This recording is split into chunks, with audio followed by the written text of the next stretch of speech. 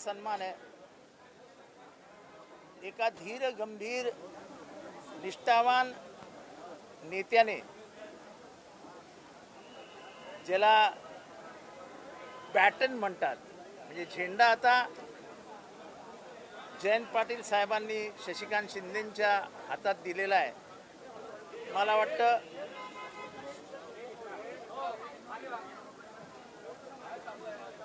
वादळात जी नौका शांतपणाने धीरगंभीरपणाने जयंत पाटील साहेब पुढे घेऊन जात होते, ती योग्य माणसाच्या हातात सुपूर्द करण्यात आलेली आहे।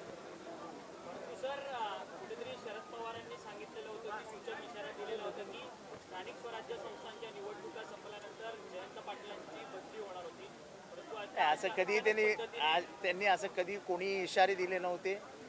पक्षामध्ये बदल घडत असतात, योग्य वेळेला निर्णय घेण्याचं काम नेहमी शरद पवार साहेब करत असतात आणि ही सगळी प्रक्रिया ही मी आत्ता सांगतो ही माननीय जयंत पाटील साहेब यांना विश्वासात घेऊन करण्यात आलेली आहे। तेव्हा अफवांचं पीक उपटा कामा नये। आम्ही जरी सगळ्याला साक्षीदार नसलो तर आम्हाला खूप गोष्टी आमच्या कानावर असतात। शरद पवार साहेब आणि जयंत पाटील साहेब यांनी एकत्र बसून हे सगळे निर्णय आणि सगळा ही जी प्रक्रिया आहे याला पुढे नेली। आज पहिला टप्पा पार पडला आहे, अजून पुढे जाणार आहोत।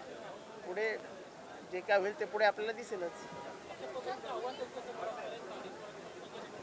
असं आहे की आव्हान तगडं आहे। अनैतिक मार्गाने निवडणूक जिंकण्याच्या पद्धतीला सुरुवात झाली आहे।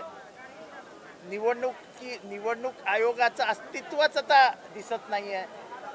बिहारमध्ये जे चालू आहे त्याच्यावरनं लक्षात येतं की या देशात येणारा पुढचा काळ कठीण असणार आहे। निवडणूक आयोग हे सत्ताधारी पक्षाचं गुलाम असल्यासारखं जर वागणार असेल, निवडणूक आयोग हे कठपुतली असल्यासारखं वागणार असेल, तर डॉक्टर बाबासाहेब आंबेडकरांनी संविधानाच्या माध्यमातला जे अधिकार निवडणूक आयोगाला देऊन स्वतंत्र अस्तित्व हे केवळ लोकशाही टिकवण्यासाठी मान्य केलं होतं, त्या डॉक्टर बाबासाहेब आंबेडकरांच्या विचारांचा आणि संविधानाचा पूर्ण पराभव लोकशाहीमध्ये निवडणूक आयोगच करतोय आणि ही धोक्याची सूचना आहे।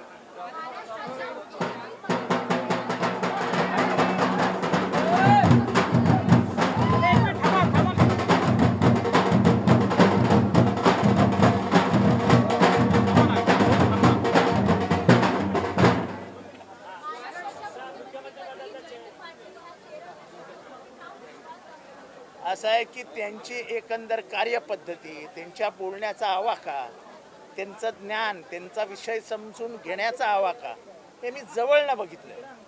त्यांचा शांत धीर गंभीर स्वभाव आणि निष्ठा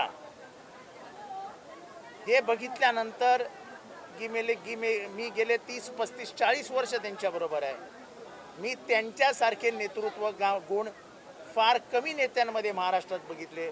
किंबहुना शरद पवार साहेबांबरोबर जे होते त्याच्यामध्ये मी 90 सालापासून त्यांना बघतोय। त्यांच्यासारखा नेता दुसरा शरद पवारांबरोबर नव्हता। साहेबांबरोबर निष्ठेने काम करणारा, त्यांच्या विचारांना 100% मान्यता देणारा आणि एवढ्या प्रगल्भ दुसरं नेतृत्व शरद पवार साहेबांच्या जवळ नव्हतं।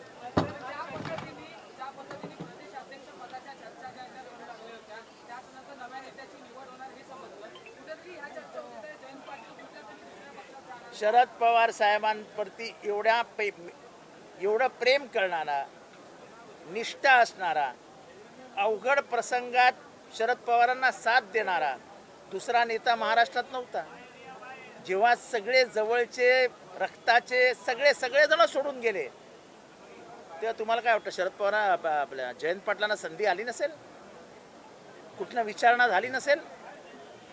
पण त्यांचं म्हणणं एकच आहे की शरद पवार साहेब हे जादूगार आहेत। जितेंद्र ह्या नेतृत्व कधी कांडी फिरवेल सांगता येत नाही आणि एकदा प्रेम बसलं की बाकी सगळं गौण असतं। शरद पवारांवरती जयंत पाटलांचं बापासारखं प्रेम आहे। तेव्हा हे दुसरा पक्ष भिक्षा अफवा बिफा याचा काही संबंध नाही।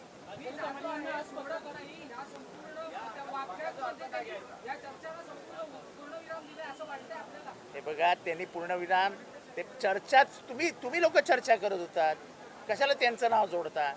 तुम्हाला TRP असते, तुम्हाला महाराष्ट्रामध्ये वादळं निर्माण करायची असतात, तुम्हाला भरती आणावीशी वाटते समुद्राला, मग तुम्ही आपले पेटवत असता कांड्या, त्याचा त्यांचा काय दोष?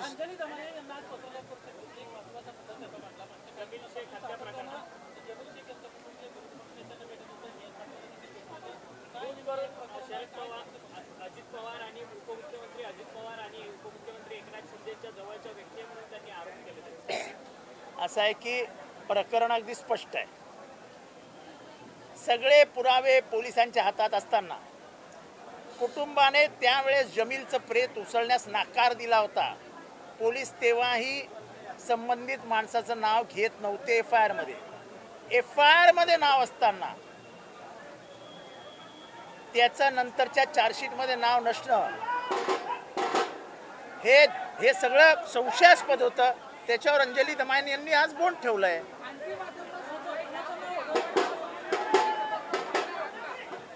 आता मी काय मांडणार हे आज कसं सांगू?